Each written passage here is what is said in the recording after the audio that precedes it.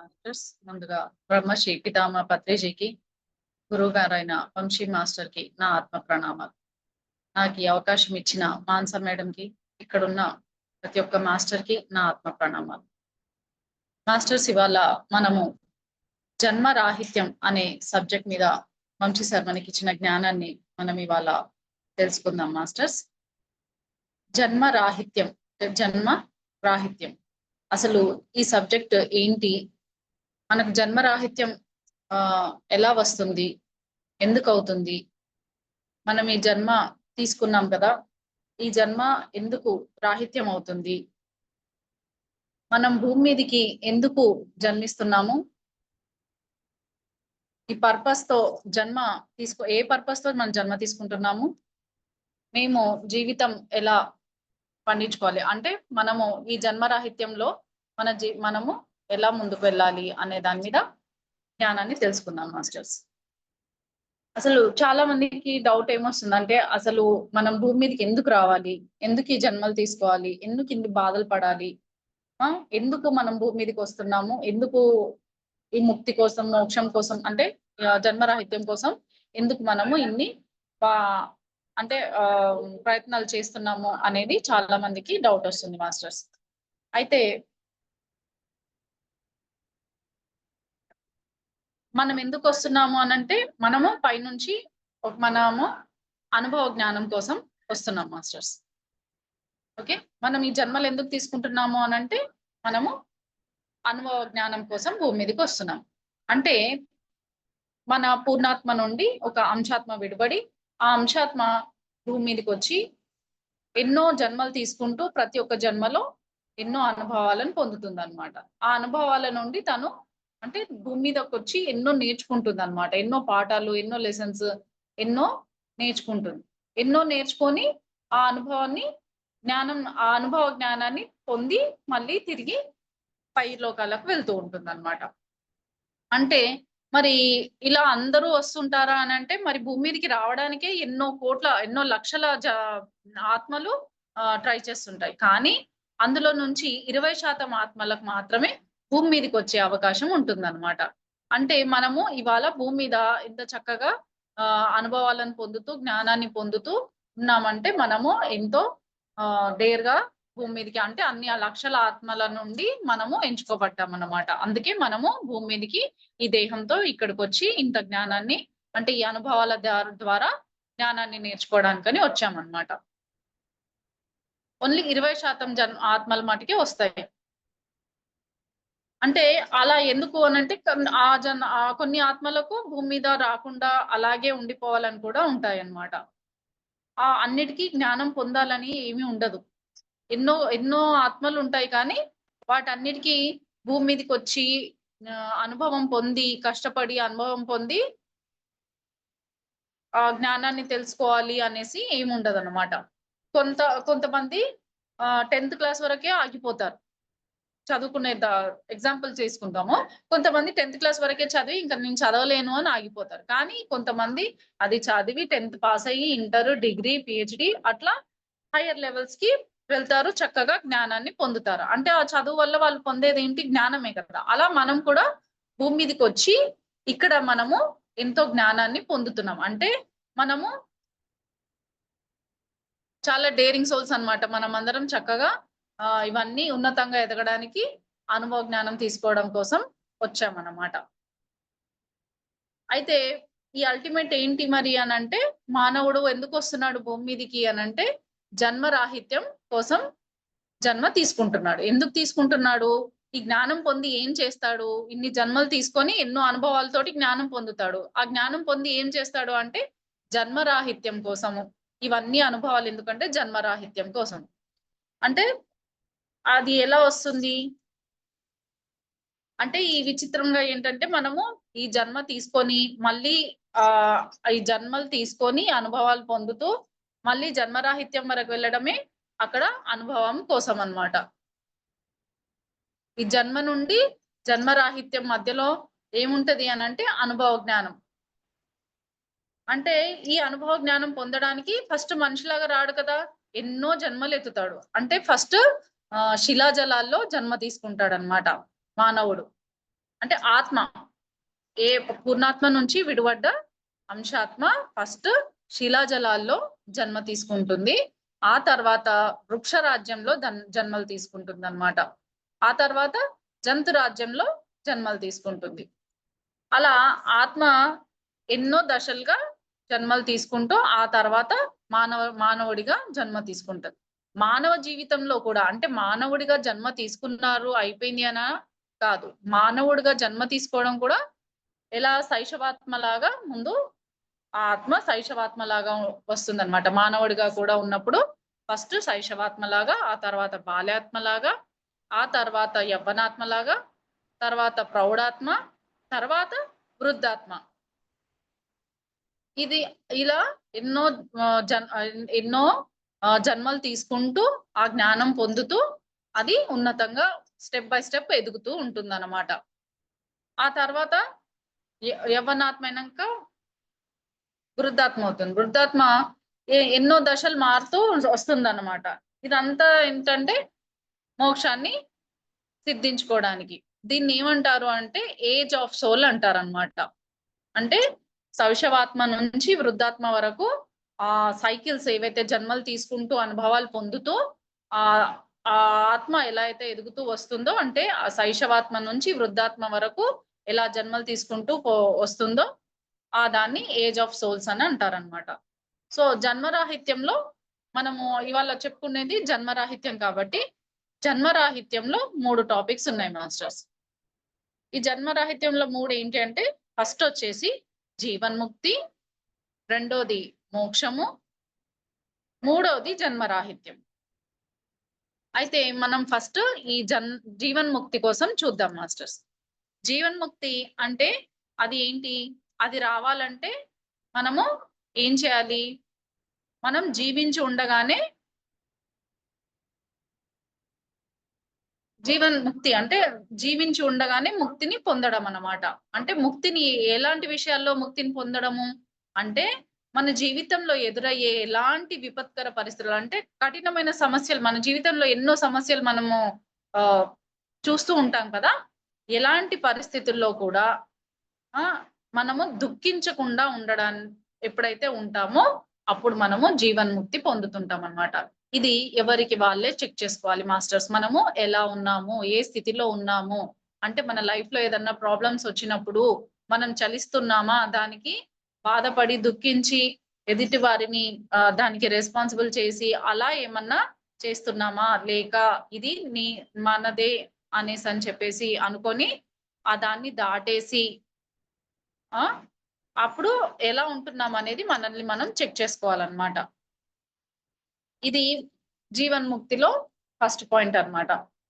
ఎలాంటి విపత్తు పరిస్థితుల్లో కూడా ఏది ఏమైనా సరే మనము చలించకుండా ఉండాలన్నమాట. అది జీవన్ముక్తి. అప్పుడే మనము జీవన్ముక్తిలో ఉన్నట్టు. అంటే ఇప్పుడు ఎవరైనా చనిపోయారనుకోండి, బాగా బాధపడిపోయి ఏడ్చేసి గోల గోల చేసేయడం కాకుండా, పోయాడా? పోయాడు. వచ్చాడా?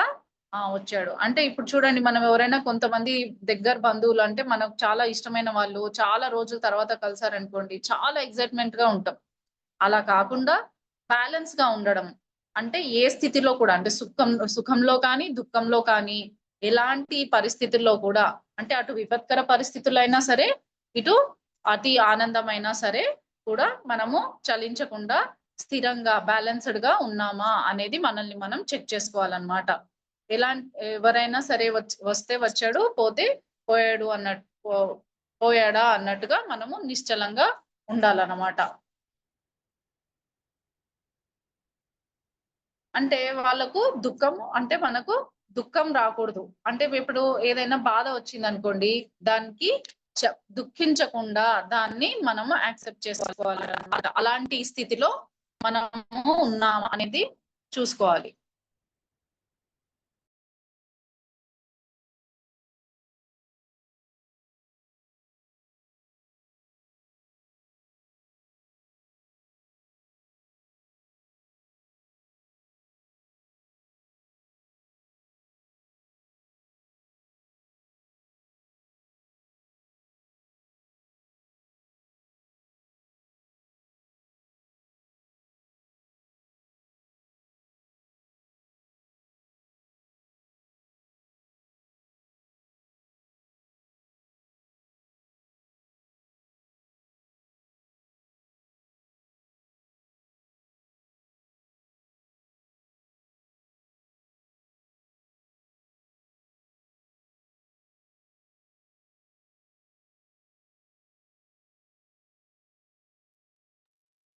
ఎలాంటి విపత్కర పరిస్థితుల్లో కూడా మనము దుఃఖించకుండా బాధపడకుండా నిశ్చలంగా బ్యాలెన్స్డ్ గా ఉండాలన్నమాట. అది జీవన్ముక్తి అన్నమాట. అంటే జీవిస్తూ ఉండి మనం అన్ని పరిస్థితులను ఎదుర్కొంటూ వాటిల్లో బ్యాలెన్స్డ్ గా మనల్ని మనం కోల్పోకుండా బ్యాలెన్స్డ్ గా ఎప్పుడైతే ఉన్నామో అది మనది జీవన్ముక్తి అన్నమాట. జీవన్ముక్తిలో ఉన్నట్టు అన్నమాట. అయితే ఇప్పుడు నెక్స్ట్ వచ్చేసి మోక్షం.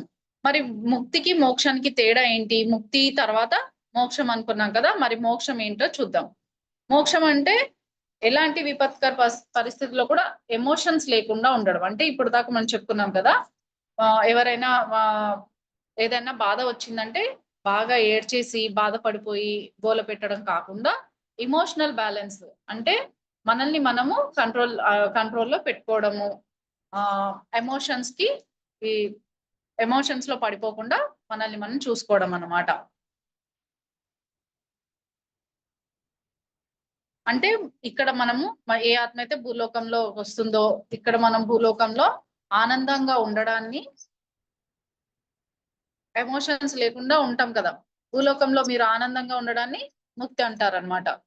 మనము భూలోకంలో ఎప్పుడైతే అంటే అన్ని పరిస్థితులను ఆనందంగా స్వీకరిస్తూ నిశ్చలంగా ఎప్పుడైతే ఉంటామో మనం ఆనందంగా ఉంటాం అన్నమాట. అది ముక్తి. మరి మోక్షం అంటే ఎలాంటి విపత్కర పరిస్థితి అంటే మన జీవితంలో ఎన్ని కష్టాలు వచ్చినా ఎన్ని బాధలు వచ్చినా ఎలాంటి ఎమోషన్స్ లేకుండా ఉండడం అన్నమాట. అంటే ఆ కష్టాల్లో బాధల్లో పడిపోకుండా ఎమోషనల్ బ్యాలెన్స్, ఎమోషన్స్ లేకుండా ఉండడం, అది దాటేసి ఉండడం అన్నమాట. దుఃఖము ఉండదన్నమాట. ఇల్లు పోయినా ఎలాంటి అంటే ఇప్పుడు విపత్కర పరిస్థితుల్లో అనంటే ఎన్నో వస్తాయి కదా, ఇల్లు పోయినా కూడా నవ్వుతూ ఉంటాడనమాట. ఆహా అంటూ ఉంటాడు. ఎవరైతే ముక్తి అంటే ఇది ముక్తిని పొంది ఉంటాడో, మోక్షం వైపు ఎవరైతే ఉంటారో వాళ్ళు, ముక్తి పొందిన వాళ్ళు ఎలా ఉంటారంటే ఎలాంటి విపత్కర పరిస్థితి అంటే ఇల్లు పోయినా సరే నవ్వుతూ ఉంటాడు, భార్య చనిపోయినా నవ్వుతూ ఉంటాడు. అంటే నవ్వుతూ ఉండడం అంటే పగలబడి నవ్వడం అని కాదు. అంటే ఆ సమయంలో కూడా ఎమోషన్స్ అంటే బాధపడుతూ దిగులు పడిపోయి కుంగిపోతూ అలా కాకుండా నిశ్చలంగా ఆనంద స్థితిలోనే ఉంటాడన్నమాట. ఆ స్థితి ఆ తన్మయత్వంలో ఆనంద స్థితిలో ఉంటాడన్నమాట. వాడు జీవన్ముక్తుడు. అంటే ఎవరైతే ఎలాంటి విపత్కర పరిస్థితుల్లో కూడా బాధకు లోన్ కాకుండా ఎమోషన్స్ కి లోపడకుండా ఉంటారో వాళ్ళు జీవన్ముక్తులు. బతికి ఉండగా ముక్తిని పొందినవాడనమాట. అంటే బతికి ఉండగానే ముక్తిని సాధించారనమాట. ఎందుకంటే అవన్నిటిని దాటేశారు. ఏది ఎమోషన్స్ ని, బాధని, దుఃఖాన్ని, ఇవన్నిటిని ఎవరైతే దాటేసి ఉన్నారో వాళ్ళు బతికి ఉండగానే ముక్తిని అంటే జీవన్ముక్తి అంటే బతికి ఉండగానే ముక్తిని పొందిన వాళ్ళు అనమాట. అలా అని మోక్షం మరి ఇలా ఉన్న వాళ్ళకి మోక్షం ఇచ్చేస్తారా అంటే కాదు. మోక్షం అంటే జీవన్ముక్తి దాటిన తర్వాత దుఃఖం వచ్చినప్పుడు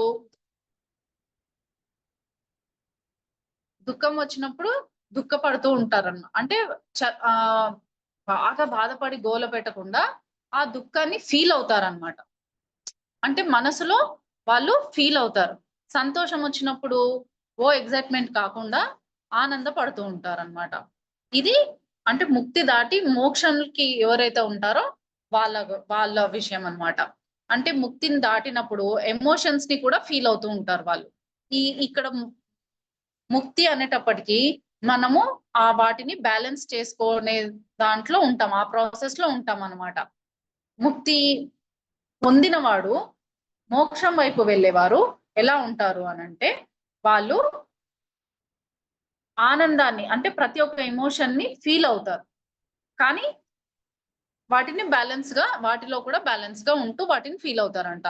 సంతోషం పడుతూ దేనిలోనూ కూడుకుపోకుండా అంటే ఆ దుఃఖంలో కూడుకుపోకుండా, సంతోషంలో కూడా అతిగా సంతోషపడకుండా నిశ్చల స్థితిలో అంటే ఎమోషనల్ బ్యాలెన్స్, దుఃఖం వచ్చినప్పుడు గుండెలు బాదుకొని ఏడవడం కాకుండా బ్యాలెన్స్డ్ గా ఉంటారన్నమాట.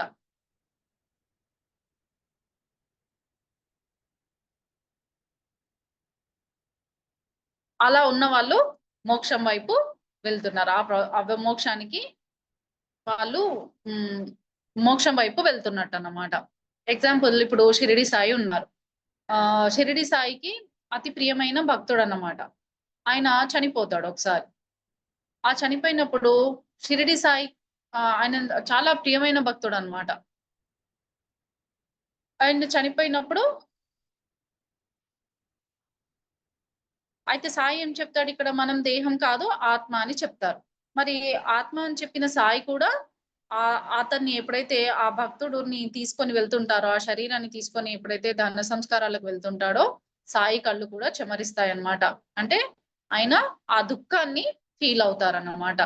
అంటే సాయి ముక్తిని సాధించి మోక్షంలో ఉన్న ఆత్మ అన్నమాట. మోక్షం వైపు వెళ్తున్న మోక్షాన్ని సిద్ధించుకున్న ఆత్మ కదా. అందుకని ఆయన అలా ఆయన ఆ దుఃఖాన్ని ఫీల్ అయ్యారన్నమాట. అంటే ఇన్నాళ్ళు తనతో ఉన్న సహచరుడు వెళ్ళిపోతున్నాడన్న ఆ దుఃఖాన్ని ఆయన చిన్నగా ఫీల్ అవుతారన్నమాట. అది మోక్షం అన్నమాట. అంటే ఇక్కడ సాయి ఆయన వెళ్ళిపోయారని బాగా ఏడుస్తూ బాధిస్తూ ఎలా పోయాడో అలా పోయాడని ఏడుస్తూ కాకుండా, ఆయన వెళ్ళిపోతున్నాడే అనేసని చెప్పేసి అంత అన్ని రోజులు తనతో పాటున్న ఆ ప్రియ భక్తుడు వెళ్ళిపోతున్నాడే అని చిన్నగా ఆ బాధను ఫీల్ అవుతాడంట. అయితే దుఃఖం వచ్చినా, సంతోషం వచ్చినా, బాధ వచ్చినా, కోపం వచ్చినా, భయము, అభద్రతా భావము, దిగులు ఇవన్నీ ఎమోషన్స్ వచ్చినా కానీ వాటన్నిటిని బ్యాలెన్స్ చేసుకొని నిశ్చల స్థితిలో ఉండగలిగితే ముక్తి వచ్చినట్టు. ఇవన్నీ ఈ ఎమోషన్స్ ఏది దుఃఖము, సంతోషము, బాధ, కోపము, భయము, అభద్రతా భావము, దిగులు, ఇన్ని ఎమోషన్స్ ని మనం ఇవన్నిటిని మనము మనలో బ్యాలెన్స్ చేసుకొని ఎలాంటి కష్టం వచ్చినా కూడా అంటే సంతోషం వచ్చినా, దుఃఖం వచ్చినా, ఎలాంటి ఎమోషన్స్ వచ్చినా కూడా మనం నిశ్చల స్థితిలో బ్యాలెన్స్డ్ గా ఉన్నామంటే మనము ముక్తిని పొందినాము. మోక్షం కూడా మనకు వచ్చినట్టే అన్నమాట. అది ఎవరి వాళ్ళము, మనం ఎలా ఫీల్ అవుతున్నాము, ఎలా ఉన్నాము, మన నిత్య జీవితంలో మనము ఇప్పుడు ఈ క్షణం ఎలా ఉన్నాం అనేది ఎవరికి వాళ్ళు చెక్ చేసుకోవాలన్నమాట. అంటే ఈ ముక్తి, మోక్షము చాలా దగ్గరగా ఉన్నట్టే అనిపిస్తాయి మాస్టర్స్. కానీ దానికి దీనికి చాలా వ్యత్యాసం ఉంటుందన్నమాట. ముక్తి ఏంటంటే మనము మన లెవెల్ అంటే మనము ఏదన్నా బాధ కలిగిందనుకోండి, సరేలే కానీ అంటే ఎవరైతే ముక్తిని పొంది ఉంటారో వాళ్ళు సరేలే కానీ, అయ్యో అదొచ్చింది కదా, సరే దాన్ని ఫేస్ చేయాలి, ఇది ఎందుకొచ్చింది, సరే చూద్దాంలే అనేసని అనుకుంటారన్నమాట ముక్తిని పొందిన ఆత్మ. అంటే రెండోది మోక్షం అంటే ఏంటంటే, మోక్షం అంటే వాళ్ళకు భూలోకంలో ఇంకా నేర్చుకోవడానికి ఏమి ఉండదన్నమాట. అంటే అన్నిటినీ నేర్చేసుకుంటారు. మొత్తం అన్ని విధాల అనుభవాలను పొంది, అన్ని ఎమోషన్స్ లో కూడా వాళ్ళని వాళ్ళు బ్యాలెన్స్ చేసుకొని, అన్ని విధాల అనుభవాలను పొంది, ఆ అనుభవాల ద్వారా వాళ్ళు మోక్షానికి చేరుకుంటారన్నమాట. అంటే ఇప్పుడు చూడండి, మనకు ఎల్‌కేజీ వాళ్ళకి ఎంత చిన్న హోంవర్క్ ఉంటుంది, వాళ్ళకి కొంచెమే ఉంటుంది. అదే 10థ్ క్లాస్ వాళ్ళకనుకోండి ఎంత పెద్ద హోంవర్క్ ఇస్తారు. అలా చాలా అన్నిటిని మించి ఉంటుందన్నమాట. అంటే మోక్షం ఎవరైతే పొంది ఉంటారో వాళ్ళకు ఎక్కువ జ్ఞానం ఉంటుంది. ఎక్కువ విధాల అనుభవాలుంటాయి. అన్ని విధాల అనుభవాలుంటాయన్నమాట వాళ్ళకు. ముక్తి సాధించినోడు ఇంకా దుఃఖంలో ఉండడన్నమాట.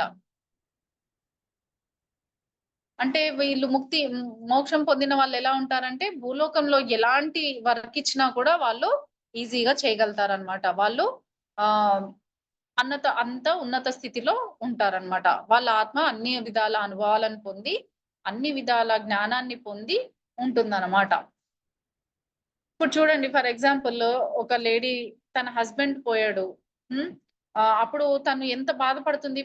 అది చిన్న ఫస్ట్ జన్మలో అనుకోండి, ఇంకా చాలా అంటే ఆ బాధ, దుఃఖం అనేది ఎక్కువ మోతాదులో ఉంటుందన్నమాట. అదే ఆత్మ మళ్ళీ తిరిగి ఇంకో జన్మలో మళ్ళీ కొడుకుని పోగొట్టుకుందనుకోండి, మళ్ళీ కొంచెం బాధపడుతుంది. మళ్ళీ బాధపడుతది. అలాగే మళ్ళీ మళ్ళీ ఇంకొక జన్మ ఎత్తింది. ఆ జన్మలో ఇంకా భర్తను, బిడ్డను, తల్లిని అందరిని పోగొట్టుకుందనుకోండి. అక్కడ కూడా బాగా ఏడుస్తూ బాధపడుతూనే ఉంటుంది. కానీ అదే ఆత్మకు మళ్ళీ మళ్ళీ అంటే మళ్ళీ జన్మల్లో మళ్ళీ ఒకటే బాధను ఇస్తే ఎన్ని రోజులంటూ ఆత్మ బాధపడుతూ ఉంటుంది? నేర్చుకుంటుంది కదా! అంటే భూమి మీదకొచ్చి ఆ బాధను అనుభవించి అక్కడి నుంచి తను నేర్చుకున్న జ్ఞానాన్ని మళ్ళీ తను నెక్స్ట్ జన్మలో ఇంప్లిమెంట్ చేసుకుంటుందన్నమాట. అట్లా ఆ జన్మలో అన్నిటిలో ప్రతి ఒక్క జన్మలో తను ఎన్నో బాధలను ఎదుర్కొంటూ అన్నిటిని అనుభవ జ్ఞానాలను పొందుతూ ఉంటుందన్నమాట. అలా ఎన్ని జన్మలంటూ ఏడుస్తుంది. ఎప్పుడో ఒకప్పుడు ఆహ్, ఇంక చాలు అని అనుకుంటుంది కదా! అంటే దాన్ని దాటేస్తదనమాట. ఇంతేనా ఇంతే కదా! సరేలే చూద్దాంలే అనేసని అనుకుంటుంది. అంటే ఆ జన్మలో అంటే క్రితం జన్మలో తను ఏదైతే బాధను పొందిందో ఆ బాధ నుంచి తను మరి ఒక జన్మలో, మరొక జన్మలో అనుభవం పొందుతూ పోయి, ఆ జ్ఞానాన్ని పొందుతూ పోయి, దాని నుంచి ముక్తిని పొందుతుందనమాట. ఆ బాధ నుంచి ముక్తిని పొందుతుంది. దాని నుంచి బయట పడిపోతుందనమాట. ఇంకా అప్పుడు తనకు అంటే మనకు ఎలాంటి బాధ వచ్చినా మనము అప్పుడు అలాంటి స్థితికొచ్చిన తర్వాత మనము నిశ్చల స్థితికి వస్తామనమాట. ఒక బ్యాలెన్స్ స్టేజ్‌కొస్తాం. అంటే ఎన్ని బాధలు పడుతుంటే అంత మనము మన ఆత్మ జ్ఞానాన్ని పొందుతుందనమాట. ఆ బాధ నుంచి తను లెసన్స్ నేర్చుకుంటుంది. ఆ లెసన్స్ నేర్చుకొని అక్కడి నుంచి అనుభవాన్ని పొంది, జ్ఞానాన్ని పొంది, ఆ అనుభవ జ్ఞానాన్ని తను తన పూర్ణాత్మకు చేరేస్తూ తను ఉన్నతంగా ఎదుగుతుందన్నమాట. ఎవ్వరు కంటిన్యూ‌గా ఏడవలేరు కదా! ఇప్పుడు ఎవరైనా చనిపోయారనుకోండి. ఫస్ట్ చనిపోయిన రోజు ఎలా ఉంటుంది? వాళ్ళ ఇంట్లో చాలా హడావిడిగా అంటే బాగా గోల పెడుతూ, బాగా ఏడుస్తూ ఉంటారు. చనిపోయిన రోజు. చనిపోయిన రోజు అందరూ ఉండి ఓ గుండెలు బాదుకుంటూ ఏడుస్తుంటారు. అదే మనం 13 రోజుకెళ్ళామనుకోండి, వాళ్ళందరిలో కాలము వాళ్ళ బాధని తగ్గిస్తుందనమాట. అంటే రోజు అంతలా ఏడవలేరు కదా! చనిపోయిన రోజు ఎంత ఏడుస్తారో, ఆ 13 రోజులు కూడా కంటిన్యూ‌గా ఎవరు ఏడవలేరు గదా! ఆ 13 రోజుకి ఏమవుతది? ఆ బాధ అనేది తగ్గిపోతుందనమాట.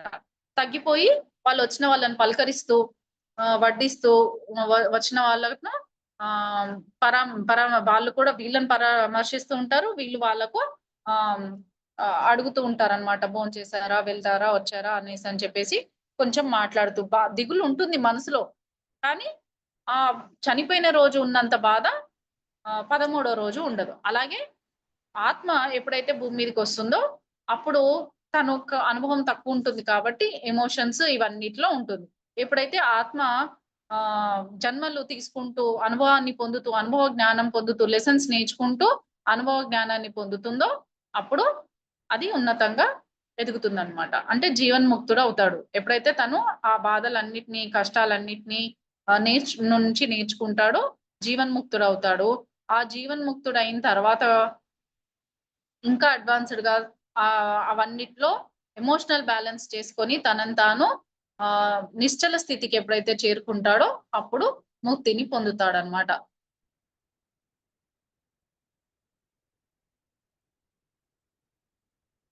ఇక్కడ అయితే ఇవన్నిటికి వచ్చే ముందు మనము ఆహ్, ఎ ఎ ఎందుకొచ్చాము ఈ శరీరం తీసుకొని అంటే ఇదంతా జ్ఞానం పొందడానికి వచ్చామనమాట. అందుకే లైఫ్‌లో ఇన్ని ఆటుపాట్లు ఎందుకొస్తున్నాయి అనంటే జీవన్ముక్తి ఇవ్వడానికి. ఇవన్నిటిని ఇవన్నీ మనకు శిక్షణా తరగతులనమాట. అంటే మనకు జీవితంలో బాధొచ్చినప్పుడు ఏమనుకోవాలి? అది మనకు శిక్షణ కోసం వచ్చింది. లెసన్ నేర్పడానికని వచ్చింది అని అనుకోవాలనమాట. అంటే ఇదన్నిటితో మనము జీవన్ముక్తి ఎక్కడికెళ్తాము? ఇవన్నీ లెసన్స్ నేర్చుకొని ఏం చేస్తాము అనంటే జీవన్ముక్తికి వెళ్తాం. అంటే ఎలా వస్తారు?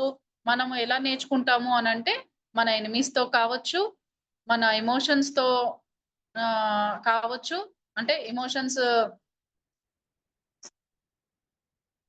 కావచ్చు, అనారోగ్యంతో కావచ్చు. దేనితోనైనా మనము జీవితంలో లెసన్స్ అనేది నేర్చుకుంటాం అన్నమాట. అంటే భూమి మీదకొచ్చి మనం దేని ద్వారా అయినా మనము ఈ లెసన్స్ అనేది నేర్చుకోవడం మనం తెచ్చుకుంటాం. సో, ఇవన్నిటికి ఏంటి ఫైనల్ అనంటే భూమి మీదకి ఎందుకు వచ్చామనంటే జీవన్ముక్తి సాధించడానికి.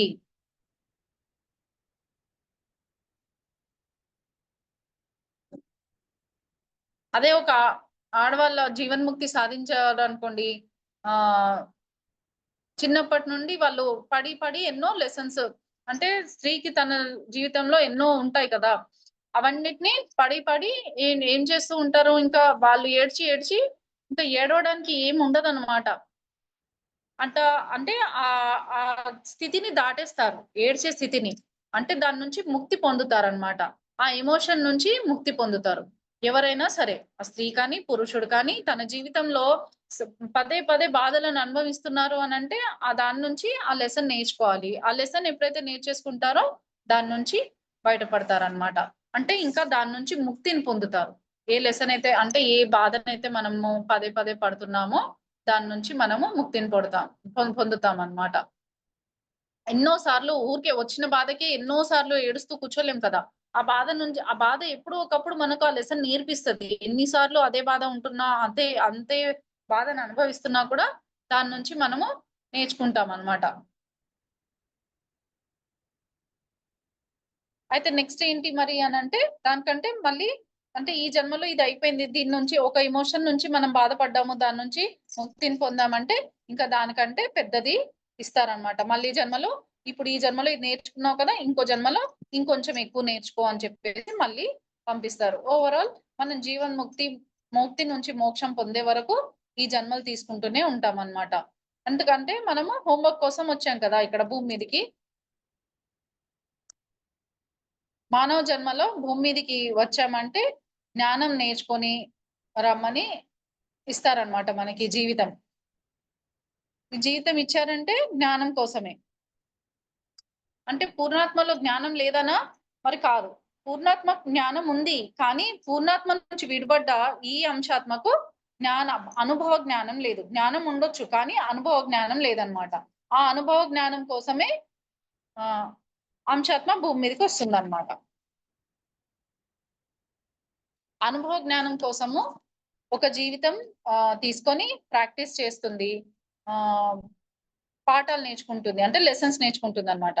అనుభవ జ్ఞానం కోసము మనము ఎన్నో జన్మలు తీసుకుంటాము. తీసుకొని ప్రాక్టీస్ చేస్తాం. అంటే భూమి మీదకొచ్చి మనం ఏం చేస్తున్నాం ఇక్కడ అనంటే, ఆ ప్రాసెస్‌లో ఉండి ప్రాక్టీస్ చేస్తూ అదే అదే దాని మీద, అంటే జీవన్ముక్తి కోసం ప్రాక్టీస్ చేసుకుంటూ, ఎన్నో లెసన్స్ నేర్చుకుంటూ ఆహ్, ముందుకు వెళ్తూ ఉంటామన్నమాట. అంటే ఒక జన్మ ఇప్పుడు బ బు ఇక్కడ మనము ఇవాళ ఈ జన్మలో మనం భారతదేశంలో పుట్టామనుకోండి. మనం ఇక్కడ ఈ జన్మ తీసుకున్నాం. ఇక్కడ ఎన్నో లెసన్స్ నేర్చుకున్నాము. ఎంతో అనుభవ జ్ఞానం పొందాం. అయితే మళ్ళీ నెక్స్ట్ ఏంటి? అమెరికాలో, ఆస్ట్రేలియాలో, కెనడాలో అట్లా అంటే వేరే వేరే దేశాల్లో దేశాల్లో పుట్టి అక్కడ ఇంకా కఠినంగా ఉండే సమస్యలను, అంటే ఇక్కడ మనం పాస్ అయిపోయాం కదా! మరి అక్కడ అక్కడ జీవితం ఎలా ఉంటది? అక్కడ ఏం కష్టాలుంటాయి? అవన్నీ కూడా నేర్చుకోవాలి కదా మరి. అవన్నీ కూడా నేర్చుకోవడానికి అక్కడ జన్మలు తీసుకుంటామనమాట. అవన్నీ అయిపోయిన తర్వాత అన్నిట్లో అన్నిట్లో నేర్చుకున్న తర్వాత ముక్తిని పొందుతామనమాట. అన్ని జన్మలు అంటే ఇంక మనకు మొత్తం భూమి మీద అన్ని దేశాల్లో పొందేసాము. ఇంక భూమి మీద అన్నీ అయిపోయాయి. ఇంక మనము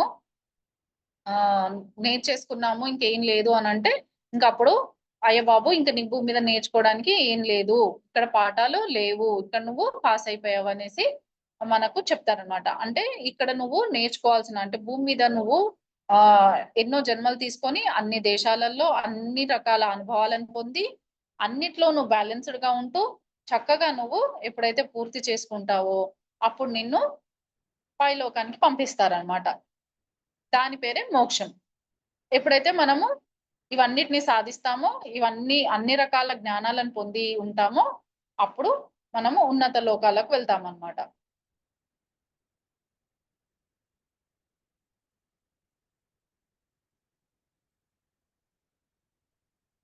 ముక్తి సాధించిన వాడంటే మనకి మనం నాకు ముక్తి వచ్చేసింది. జన్మరాహిత్యం, అంటే ఇప్పుడు ముక్తిని సాధించేసాడు. ఇంకా అన్నిట్లో బ్యాలెన్స్‌డ్‌గా ఉండి వచ్చేసారు కదా! మరి ఇంకా మోక్షం పొందేసారు. ముక్తి కూడా పొందేసారు. ముక్తి అయిపోయింది. మోక్షం అయిపోయింది. మరి నెక్స్ట్ ఏంటి? జన్మరాహిత్యం. అంటే ఈ జన్మరాహిత్యం అన్నది చాలా పెద్ద వర్డ్ అన్నమాట. అంటే అది ఏంటి? అనేది మనము అసలు ఫస్ట్ ఈ మోక్షము, ముక్తి వీటన్నిటిలో మనము పాస్ అయిపోయామా అన్నది మనల్ని మనం ఫస్ట్ చెక్ చేసుకోవాలన్నమాట. అంటే ఎలాంటి బాధలు వచ్చినప్పుడు కూడా అన్నిట్లో బ్యాలెన్స్ గా ఉంటూ, అంటే దుఃఖం వచ్చినప్పుడు కూడా ఆ బాధని ఫీల్ అవుతూ, సుఖం వచ్చినప్పుడు కూడా సంతోషాన్ని కూడా ఫీల్ అవుతూ, అవన్నిటి నుంచి బయటపడి అన్ని నేర్చుకొని ఉన్నామా అనేసి చూసుకోవాలన్నమాట. ఎవరికి వాళ్ళే చెక్ చేసుకోవాలి.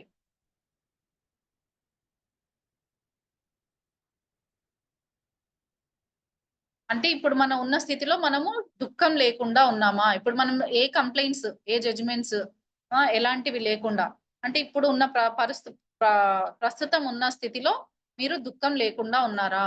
అనేది మనం చూసుకోవాలన్నమాట.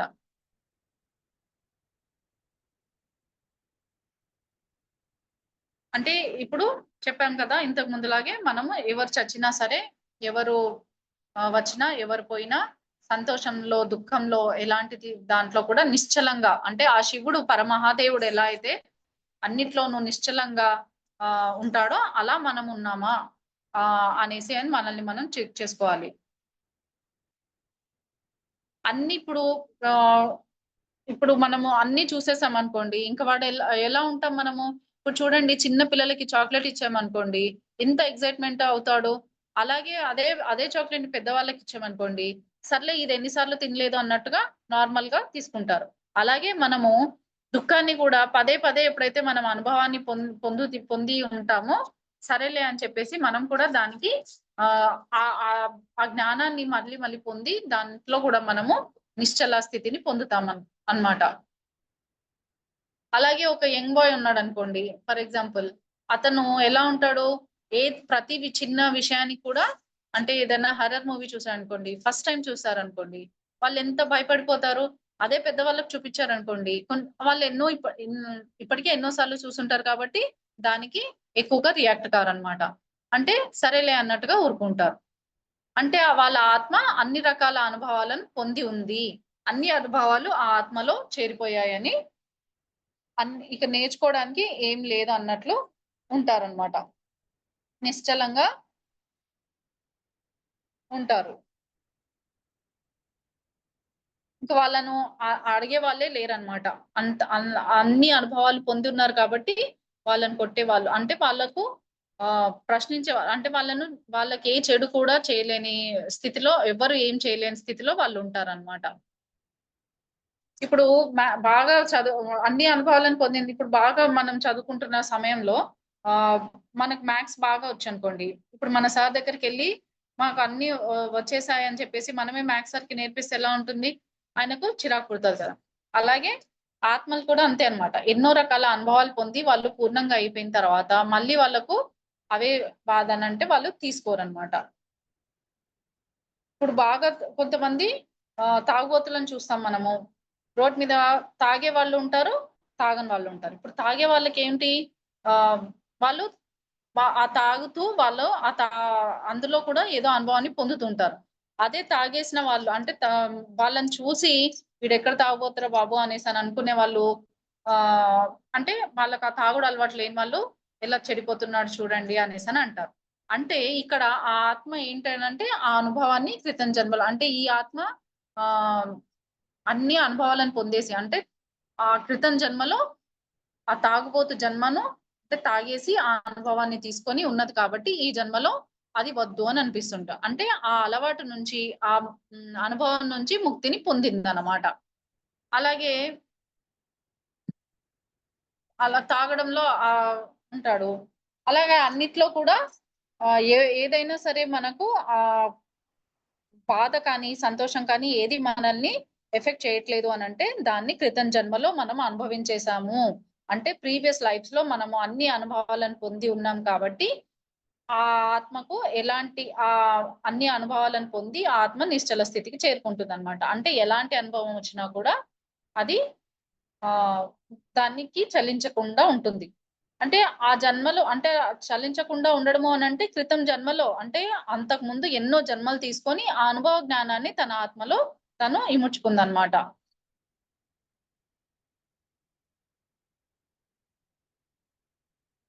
ఒక దానిలో ముక్తిని పొందిన తర్వాత ఇంకో దానిలోకి వెళ్తాం. అంటే ఈ జన్మలో మనము ఒక పాఠాన్ని నేర్చుకున్నాం అనుకోండి, ముక్తిని పొందామనుకో, మళ్ళీ జన్మలో ఇంకో కొంచెం ఎక్కువ ఇచ్చి పంపిస్తారు. అంటే ఇంకో పాఠాన్ని నేర్చుకోమని పంపిస్తారు.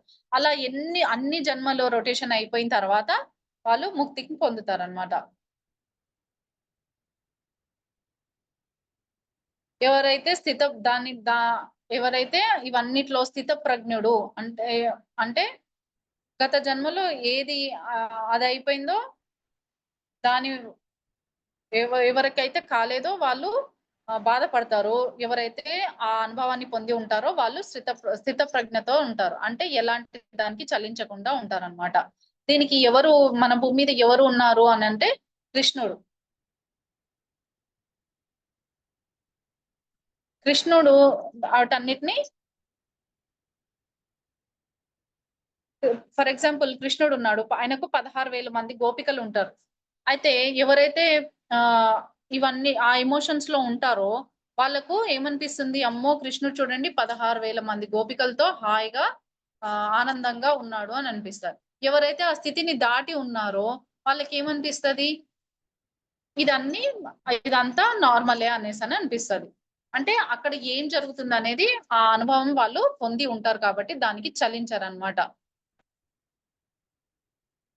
అవన్నిట్లో ఎవరైతే ముక్తిని పొంది ఉండరో, అంటే ఏదైతే జ్ఞానంలో వాళ్ళు ముక్తి పొంది ఉండరో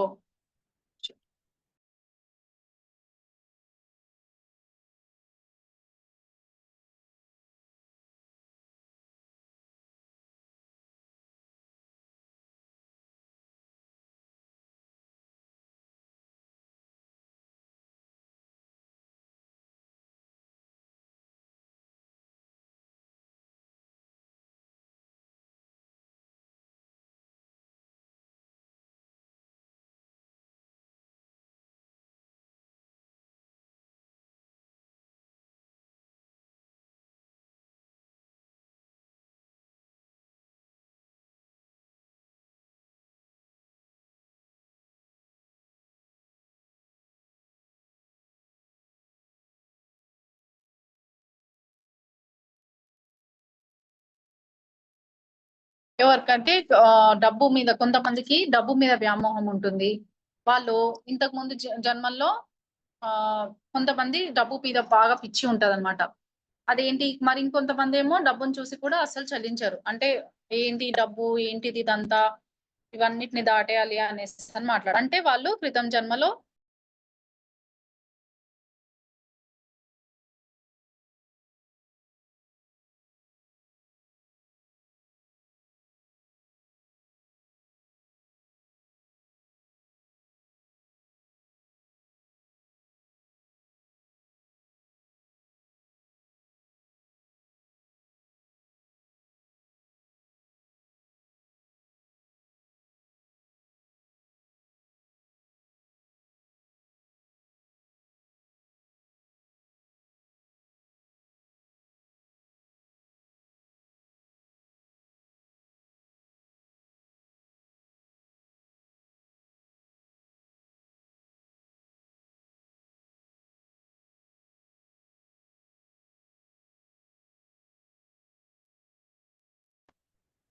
సారీ మాస్టర్స్,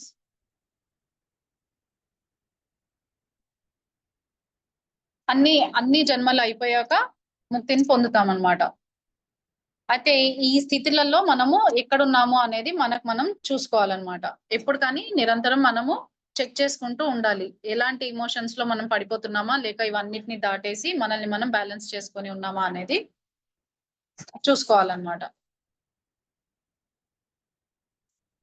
అంటే ఇప్పటి వరకు మనము మోక్షం గురించి, ముక్తి గురించే మాట్లాడుకున్నాం.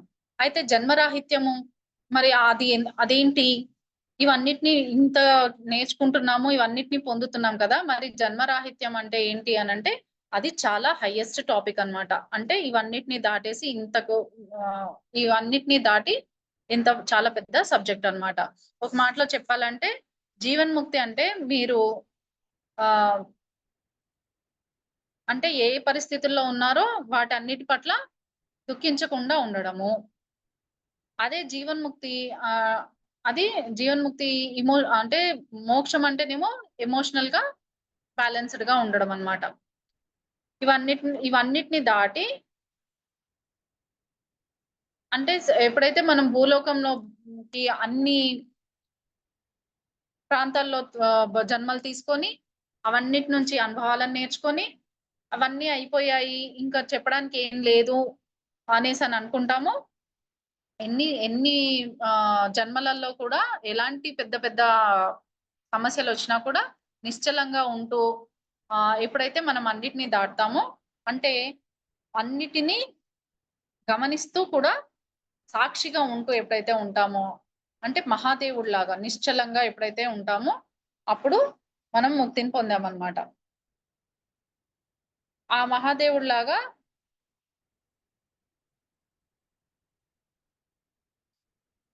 ఎన్నిచ్చినా కూడా ఆనంద స్థితిలో ఉంటాడనమాట. అలాగే కోపడకుండా బ్యాలెన్స్డ్ గా అన్నిటికీ సాక్షిగా ఉండడం అన్నమాట. ఆయన అన్ని 16 కళలు అన్నిట్లోనూ ఎప్పుడు వాటికి చలించకుండా ఉంటాడనమాట.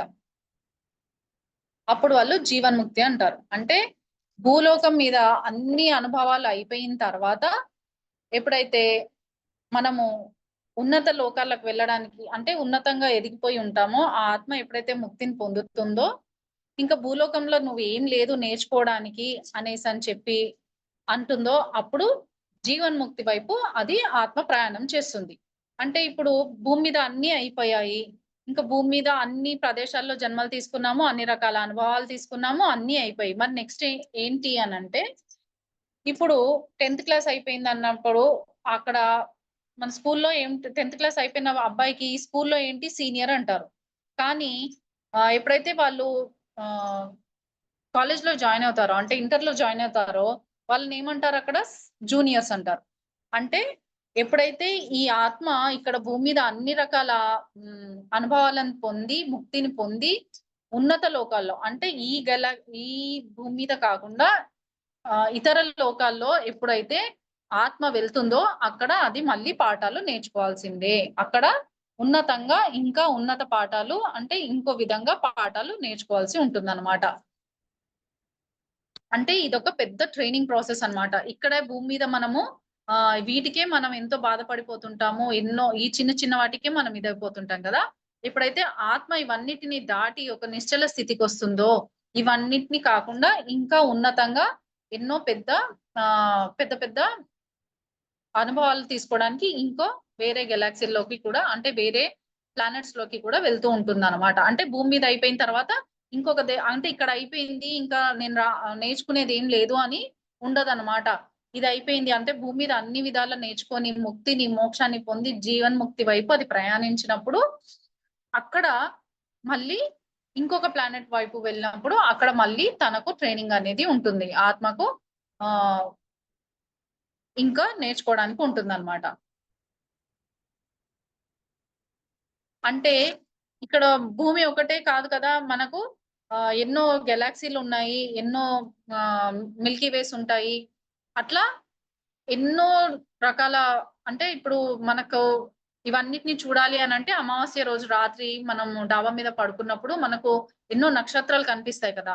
అవన్నిటిని కాకుండా ఇలాంటివి అంటే మన ప్లానెట్ లాంటివి ఎన్నో ప్లానెట్స్ ఉంటాయన్నమాట. ఎన్నో గెలాక్సీస్ ఉంటాయి. ఎన్నో మిల్కీ వేస్ ఉంటాయి. అవన్నిట్లో మనది ఒకటి చిన్నది అన్నమాట. ఎన్నో సన్స్ ఉంటాయి. ఎన్నో నక్షత్రాలు ఉంటాయి. నక్షత్రాల కింద ఎన్నో సన్స్ ఉంటాయి. వాటికి ఎన్నో గ్రహాలు ఉంటాయన్నమాట. ఆ గ్రహాల మీద జీవితాలు ఉంటాయి. మనలాంటి ఎన్నో జీవితాలు ఉంటాయన్నమాట. అంటే మనం ఎప్పుడైతే భూమి మీద అన్ని నేర్చేసుకుంటామో అప్పుడు మనము ఇంకో ప్లానెట్ కి పంపించడం జరుగుతుందన్నమాట.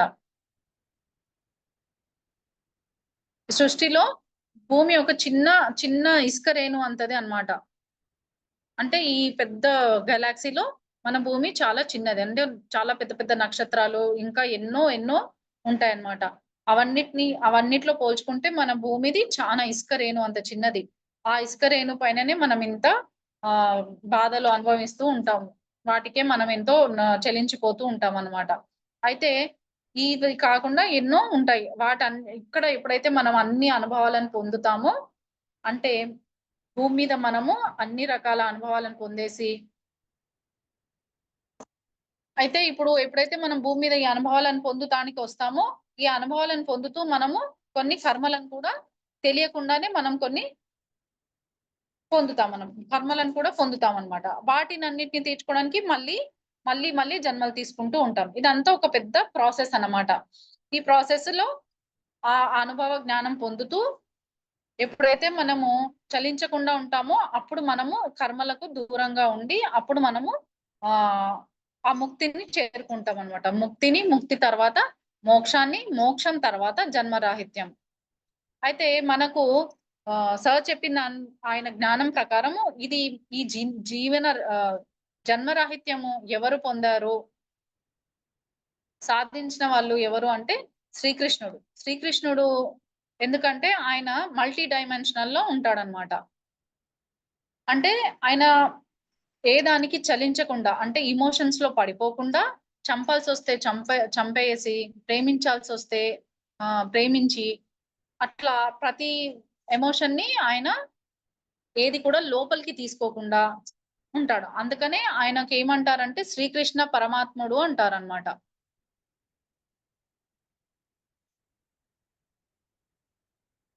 అంటే ఇప్పుడు ఏం చేయాలి అనంటే ముక్తి రావాలంటే మీ చుట్టూ ఉన్న అంటే మన సమస్యలు మనము మన పరిస్థితుల్లో నిశ్చలంగా ఉన్నామా? ఎలా ఉన్నామా అనేది చూసుకోవాలి. అయితే ఎప్పుడైతే మనము ఇక్కడ ఈ జన్మలో ఆహ్, అనుభవాలను పొంది ఉంటామో, అప్పుడు ఈ జ ఈ ఈ ఈ అనుభవం అయిపోయిన తర్వాత ఇంకో జన్మలో, ఇంకో దేశాల్లో, వేరే ప్రదేశాల్లో, వేరే దేశాల్లో ఇంకా టఫ్ సిట్యుయేషన్స్‌లో మనము అంటే ఈ అనుభవం పొందిన తర్వాత ఆ అనుభవం నుంచి ముక్తిని పొందుతాం. అంటే జ్ఞానం పొందుతాం. జ్ఞానం నుంచి ముక్తిని పొందుతాం. ముక్తిని పొంది మళ్ళీ ఇంకొక హ్మ్. పరిస్థితిని ఎదుర్కోవడానికని చెప్పేసి వస్తామనమాట. అప్పుడు దాని నుంచి మళ్ళీ ఇంకా నేర్చుకుంటాం. ఇది ఒక నెవర్ ఎండింగ్ ప్రాసెస్ అన్నమాట. అందులో మనము ఎప్పుడు అయితే అవేర్‌నెస్‌తో అంటే ఆ జ్ఞానం పొంది మనం ఎప్పుడైతే అవేర్‌నెస్‌కొచ్చేస్తామో మనం కర్మ నుంచి ముక్తులమవుతామనమాట. అంటే కర్మ చక్రం నుంచి ముక్తులమవుతాం. లేకపోతే ఎప్పుడైతే మనం ఆ ఎమోషన్స్‌లో బాధలు పడుతూ ఉంటామో అప్పుడు కర్మలలో పడతాము. ఆ కర్మలను తీర్చుకోవడానికి మళ్ళీ భూమి మీదకి రావాల్సొస్తుందనమాట.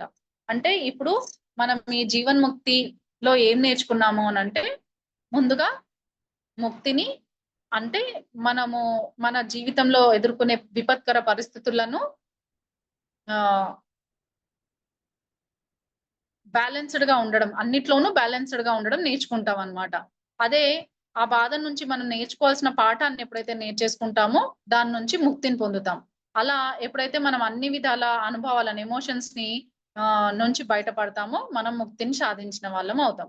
ఆ తర్వాత నెక్స్ట్ మన ప్రయాణము మోక్షం వైపు ఉంటుంది. మోక్షంలో ఎలా ఉంటుంది అనంటే, అన్ని విపత్కర పరిస్థితుల్లోనూ మనం బ్యాలెన్స్‌డ్‌గా ఉంటూ అంటే హ్మ్. బాధ వచ్చినప్పుడు ఆ బాధను ఫీల్ అవుతాం. సంతోషాన్ని ఫీల్ అవుతాం. అన్నిటిని ఫీల్ అవుతూ బ్యాలెన్స్‌డ్‌గా ఉంటూ ఎక్కడ కూడా మనము పడిపోకుండా ఆ స్థితిని మోక్షం వైపు వెళ్తామనమాట.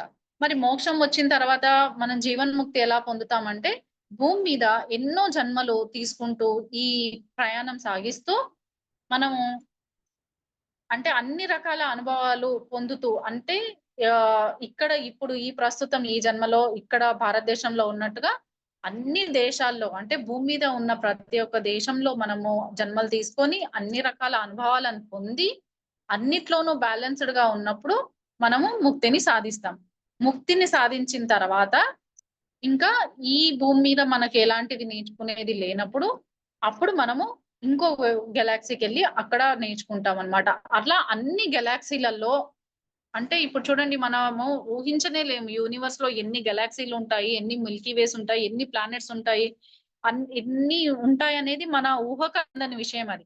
అవన్నిట్లోనూ జన్మలు తీసుకొని అక్కడ అన్నిట్లోనూ పాస్ అయిపోతే, అన్ని రకాల అనుభవాలను పొంది ముక్తిని పొందితే, అప్పుడు జీవన్ముక్తి అనేది వస్తుందన్నమాట. అంటే ఇప్పుడు అన్ని మన భూమి లాంటి ఎన్నో భూములు, ఎన్నో మిల్కీ వేస్, ఎన్నో గెలాక్సీస్ అక్కడ ప్రతి ఒక్క దాంట్లో జన్మను తీసుకొని అక్కడ అనుభవాలు పొంది చూడండి ఎంత పెద్ద ప్రాసెస్ ఇది అసలు. ఇంత చక్కటి జ్ఞానాన్ని అందించిన వంశీకి మనము నిరంతరం కృతజ్ఞతతో ఉండాలి. అంత పెద్ద ప్రాసెస్ ని ఎప్పుడైతే కంప్లీట్ చేసుకుంటామో అప్పుడు జీవన్ముక్తి అనేది పొందుతాం అన్నమాట. సో ఇది ఎవరు పొందారు అనంటే సార్ మనకు చెప్పింది శ్రీకృష్ణుడు పొందాడు అని చెప్తున్నారు. సో మనం కూడా ఇవన్నిట్లో ఎక్కడున్నామో అనేది చెక్ చేసుకుంటూ వీటన్నిటిలో బ్యాలెన్స్డ్ గా ఉంటూ మనల్ని మనము ముందుకు వెళ్దాం మాస్టర్స్. ఇంత చక్కటి అవకాశం ఇచ్చిన మాన్సా మేడం కి, ఇంత చక్కటి జ్ఞానాన్ని ఇచ్చిన వంశీ మాస్టర్ కి నా హృదయపూర్వక ధన్యవాదాలు మాస్టర్స్. Thank you masters.